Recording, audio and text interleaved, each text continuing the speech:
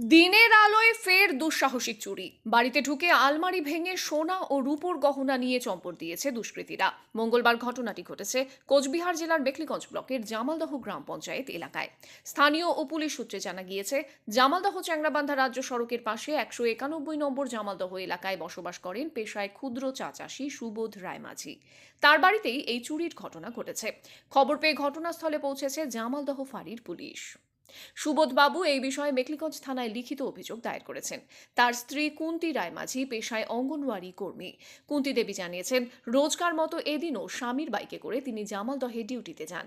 সেই সময় বাড়িতে এক বয়স্কা মহিলা আত্মীয়া ছিলেন। ওই আত্মীয়া প্রতিবেশীর বাড়িতে ঘুরতে যান, সেই ফাঁকেই এই চুরির ঘটনা ঘটে। অনুমান করা হচ্ছে সকাল 10টা থেকে 10:30টার মধ্যেই ঘটনাটি ঘটেছে। প্রায় 1 লক্ষ টাকার সোনার অলংকার ছাড়াও নগদ 18,000 টাকা চুরি করে পালিয়েছে দুষ্কৃতীরা।